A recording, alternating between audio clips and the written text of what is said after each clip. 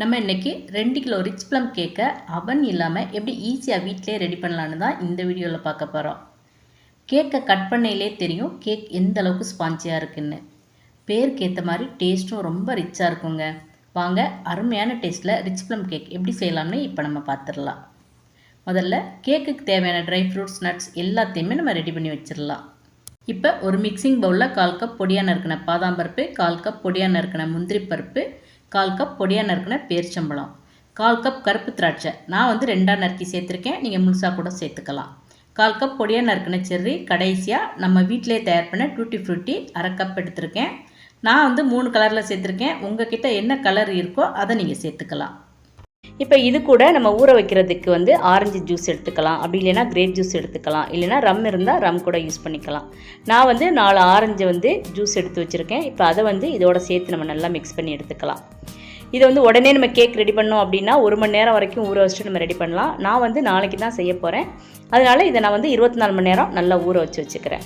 எவ்வளோக்களோ அதிகமாக ஊறுதோ அந்தளவுக்கு இந்த கேக்கோட டேஸ்ட் நல்லாயிருக்கும். இப்போ இதை ஒரு கவர் போட்டு மூடி நம்ம ஒரு 24 ஹவர்ஸ் அப்படியே ரெஸ்ட்டில் விட்டுருவோம். அடுத்து கேக்குக்கு தேவையான கேரமல் சுகர் சிரப் நம்ம ரெடி பண்ணிக்கணும். அதுக்கு இந்த மாதிரி ஒரு பேனில் 1/4 கப் சுகர் எடுத்துக்கலாம்.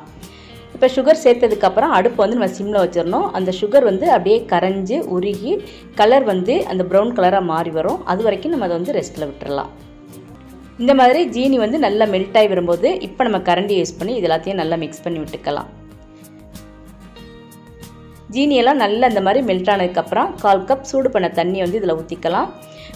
ஆர்டினரி தண்ணியை ஊற்றினோம்னா கொஞ்சம் தெறிக்கிற மாதிரி இருக்கும், அதனால கொஞ்சமாக தண்ணியை சூடுபடுத்தி அதை இதில் சேர்த்துக்கலாம்.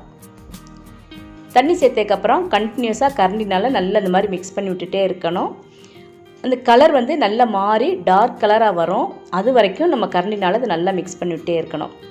அடுப்பு சிம்லே இருக்கட்டும். கலர் இந்த மாதிரி நல்ல டார்க் ப்ரௌனாக வந்ததுக்கப்புறம் நம்ம அடுப்பை ஆஃப் பண்ணிடலாம். இப்போ நம்மளோட கேரமல் சுகர் சிரப் ரெடி ஆயிடுச்சு. அடுத்து நம்ம ஜீனியை பவுடர் பண்ணி எடுத்துக்கலாம்.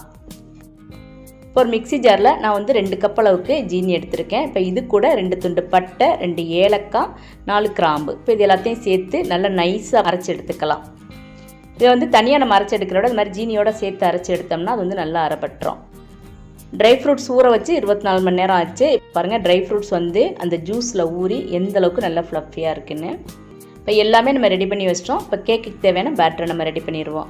அதுக்கு ஒரு மிக்சிங் பவுலில் 1/2 கப் அளவுக்கு பட்டர், அப்படி இல்லைனா ரீஃபைண்ட் ஆயில் எடுத்துக்கலாம். நான் இப்போ ரீஃபைண்ட் ஆயில் தான் எடுத்திருக்கேன். இப்போ இது கூட 1/2 கப் பவுடர் பண்ண சுகரை சேர்த்துக்கலாம். இதுக்கு இனிப்பு நார்மலாக இருக்கும். உங்களுக்கு இனிப்பு அதிகமாக வேணும் அப்படின்னா நீங்கள் 2 கப்பில் கூட பவுடர் சுகர் சேர்த்துக்கலாம்.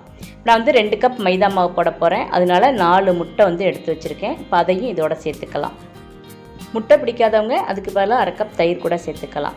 நம்மள்ட்ட இந்த மாதிரி ஒரு எலக்ட்ரிக் பீட் இருந்தால் அதை வச்சு நம்ம நல்லா மிக்ஸ் பண்ணி விட்டுக்கலாம். அப்படி இல்லைன்னா இந்த மாதிரி ஒரு விஸ்க் மூலமாக கூட நம்ம நல்லா மிக்ஸ் பண்ணி விட்டுக்கலாம். நான் இப்போ விஸ்க் மூலமாக தான் இதை நல்லா பீட் பண்ணிக்கிறேன். இப்போ முட்டையை நல்லா இந்த மாதிரி பீட் பண்ணதுக்கப்புறம் நம்ம ட்ரை இன்க்ரீடியன்ட்ஸ் சேர்க்கணும். இப்போ அதை நல்லா சலிச்சு எடுத்துக்கணும். அதனால் இந்த மாதிரி ஒரு சல்லடையில் நம்ம 2 கப் மைதா மாவு சேர்த்துக்கலாம். 1 teaspoon baking powder, 1/2 teaspoon baking soda, 1/4 teaspoon உப்பு. இப்போ இது எல்லாத்தையும் சேர்த்து நம்ம நல்லா சலிச்சு எடுத்துக்கலாம். இப்போ எல்லாம் நல்லா இந்த மாதிரி சலிச்சு எடுத்ததுக்கப்புறம் இதை நம்ம நல்லா மிக்ஸ் பண்ணி எடுத்துக்கணும். ஒரே டைரெக்ஷனில் நம்ம மிக்ஸ் பண்ணி எடுத்துக்கலாம். இந்த மாதிரி ஒரு ஸ்பேச்சுலா மூலமாக மிக்ஸ் பண்ணிக்கலாம், அப்படி இல்லைனா ஒரு விஸ்க் மூலமாக கூட நம்ம அதை மிக்ஸ் பண்ணி எடுத்துக்கலாம். இப்போ எல்லாம் நல்லா இந்த மாதிரி மிக்ஸ் பண்ணதுக்கப்புறம் கேரமல் சுகர் சிரப்பை இதில் மிக்ஸ் பண்ணிப்போம். நம்ம ரெடி பண்ண கேரமல் சுகர் சிரப் 1/4 கப் அளவுக்கு இருக்குது. இதை மொத்தமாக அதில் சேர்த்துக்கலாம். இது கூட 2 டீஸ்பூன் வெனிலா எசன்ஸ் சேர்த்துக்கலாம். இப்போ இதையும் சேர்த்து நம்ம நல்லா மிக்ஸ் பண்ணி விட்டுப்போம். கடைசியாக ஆரஞ்சு ஜூஸில் ஊற வச்சு வச்சுருக்க ட்ரை ஃப்ரூட்ஸ் நட்ஸ் இது கூட சேர்த்துக்கலாம். நம்ம ட்ரை ஃப்ரூட்ஸ் நட்ஸை கிரேப் ஜூஸில் ஊற வச்சுருந்தோம்னா இந்த பேட்டர் நம்மளுக்கு டார்க் கலராக இருக்கும். நம்ம ஆரஞ்சு ஜூஸில் ஊற வச்சுருக்கனால கலர் இந்த கலரில் தான் இருக்கும். இப்போ எல்லாம் மிக்ஸ் பண்ணியாச்சு. இப்போ நம்ம கேக் பேக் பண்ண ஆரம்பிச்சிடலாம். இன்றைக்கி நான் கேக் ரெடி பண்ணுறதுக்கு 3 லிட்டர் குக்கர் எடுத்திருக்கேன். உங்கள்கிட்ட இந்த மாதிரி 2 லிட்டர் ப்ரெஷர் குக்கர், 3 லிட்டர் அல்லது 4 லிட்டர் குக்கர் எது இருந்தாலும் அதை நம்ம எடுத்துக்கலாம். இப்போ நம்ம குக்கரை இந்த மாதிரி ரெடி பண்ணிகிட்டு இருக்கும்போதே நம்ம அடுப்பில் ஒரு தோசைக்கல் சூடு பண்ணி எடுத்துக்கணும். ஒரு 5 நிமிஷம் அடுப்பை ஃபுல் ஃப்ளேமில் நம்ம வச்சுக்கணும். அதுக்கப்புறம் அடுப்பை நம்ம சிம்மில் வச்சிடலாம். இப்போ குக்கரோட எல்லா பகுதியிலையும் நம்ம எண்ணெய் படுற மாதிரி இந்த மாதிரி தடவிக்கணும். இதுக்கு மேலே நம்ம பட்டர் பேப்பர் போட்டுக்கணும்.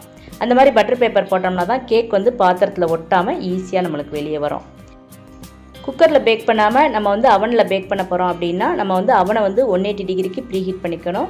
அதுக்கப்புறம் அதே 180 டிகிரியில் நம்ம வந்து 10 இன்ச் பேன்னா ஒரு 35 to 40 மினிட்ஸ் நம்ம வந்து பேக் பண்ணிக்கணும். கேக் பேனோட அகலம் கூட டைமிங் வந்து நம்மளுக்கு குறைச்சி வரும். கேக் பேன் வந்து ஹைட்டாக இருந்துச்சுன்னா டைம் வந்து கொஞ்சம் அதிகமாக எடுத்துக்கும். அடியில் இந்த மாதிரி பட்டர் பேப்பர் போட்ட மாதிரி சுற்றியும் நம்ம வந்து இந்த மாதிரி பட்டர் பேப்பரை வச்சுக்கலாம். பட்டர் பேப்பரை வந்து அந்த குக்கரில் ஒட்டணும் அப்படின்னா நம்ம கொஞ்சமாக பட்டர் எடுத்து அந்த குக்கரில் தடவி விட்டோம்னா இந்த பட்டர் பேப்பரை வந்து ஈஸியாக அப்படியே ஒட்டிக்கின்றோம். நம்ம 2 கிலோ கேக் வந்து ரெடி பண்ணுறதுனால இது பேக் ஆகிறதுக்கு குறைஞ்சது 1 மணி நேரம் ஆகும். இதே இது வந்து நம்ம 1 கிலோ கேக் தான் ரெடி பண்ணுறோம், அதாவது 1 கப் மைதா மாவு போட்டு நம்ம கேக் ரெடி பண்ணோம்னா இந்த கேக் ரெடி ஆகிறதுக்கு ஒரு 40 நிமிஷம் வரைக்கும் ஆகும். இப்போ இந்த மாதிரி டேப் பண்ணி விட்டுக்கணும். அப்போ தான் அந்த ஏர் பபிள்ஸ்லாம் அதில் இல்லாமல் இருக்கும். இப்போ நான் வந்து ஒரு தோசைக்கல்லை வந்து 5 நிமிஷம் ஃபுல் ஃப்ளேமில் வச்சு நல்லா ஹீட் பண்ணி வச்சுருக்கேன். இப்போ அடுப்பை வந்து சிம்மில் வச்சுட்டு நம்ம இந்த குக்கரை வந்து இது மேலே வச்சுக்கலாம்.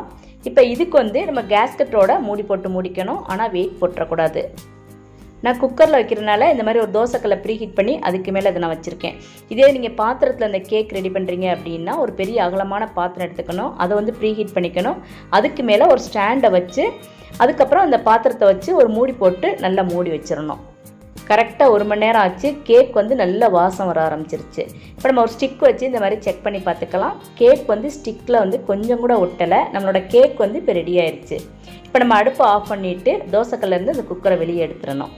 எடுத்து நல்லா ஆற விட்டுருவோம். கேக் தொட்டு பார்க்கையிலே அவ்வளோ ஒரு சாஃப்டாக இருக்குது. இப்போ இந்த மாதிரி ஒரு பிளேட்டில் வந்து நம்ம கேக்கை மாற்றிடலாம். நம்ம பட்டர் பேப்பர் வச்சதுனால பாத்திரத்தில் ஒட்டாமல் கேக் வந்து ரொம்ப ஈஸியாக இந்த மாதிரி வந்துடும். இப்போ நம்ம பட்டர் பேப்பர்லாம் பிரித்து எடுத்துடலாம். இப்போ நம்மளோட ரிச் ப்ளம் கேக் வந்து சூப்பரான டேஸ்ட்டில் ரெடியாக இருக்குது. இதை வந்து நம்ம 1 கிலோ கேக்காக ரெடி பண்ணோம் அப்படின்னா நம்ம ஏற்கனவே கொடுத்துருக்க அளவுலேருந்து பாதி அளவு எடுத்துக்கிட்டால் போதும். நம்ம இந்த கேக்குக்கு வந்து ட்ரை ஃப்ரூட்ஸ் நட்ஸ்லாம் அதிகமாக சேர்த்துருக்கனால அந்த கேக்கை சாப்பிடும்போது வாயில் வந்து அந்த ட்ரை ஃப்ரூட்ஸ் நட்ஸ் வந்து கடிப்படும். ரொம்ப சூப்பராக இருக்கும். நீங்களும் இந்த ட்ரை ஃப்ரூட்ஸ் நட்ஸ் கேக்கை வந்து ட்ரை பண்ணி பாருங்கள். இந்த வீடியோ உங்களுக்கு பிடிச்சிருந்தேன்னா லைக் பண்ணுங்கள். அதே மாதிரி உங்கள் ஃப்ரெண்ட்ஸுக்கும் மற்றவங்களுக்கும் ஷேர் பண்ணி விடுங்க. மறக்காமல் நம்மளோட கார்டன் அண்ட் ஹெல்த் சேனலை சப்ஸ்கிரைப் பண்ணிடுங்க. Thanks for watching.